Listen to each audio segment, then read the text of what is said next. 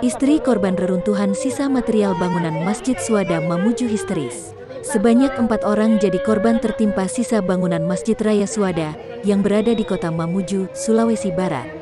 Kejadian ini terjadi pada Rabu, tanggal 22 Desember tahun 2021, saat proses pembongkaran bangunan masjid dilakukan. Masih ada 2 orang dalam reruntuhan, sementara 2 lainnya sudah dilarikan ke rumah sakit untuk mendapat perawatan lanjutan.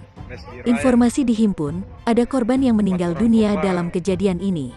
Beredar pula di media sosial Instagram, via akun @kabar.sulbar terlihat seorang wanita menangis di sekitar tempat kejadian. Istri salah satu korban reruntuhan bangunan Masjid Suhada Tagar Mamuju histeris saat mengetahui suaminya meninggal dunia. Demikian keterangan terlampir dalam unggahan video tersebut. Masjid ini termasuk bangunan yang terkena dampak gempa bumi magnitudo 6,2 SR melanda Mamuju tanggal 15 Januari tahun 2021 lalu.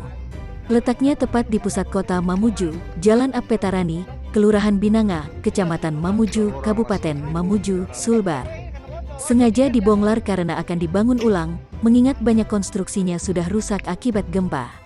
Pembongkaran Masjid Raya Suhada Mamuju dimulai pada Minggu, tanggal 12 Desember tahun 2021 lalu.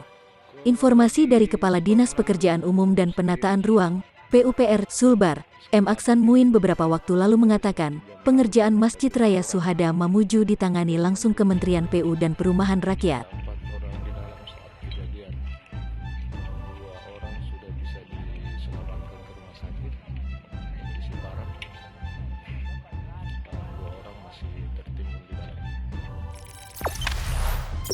Jangan lupa subscribe, share, komen, dan like ya.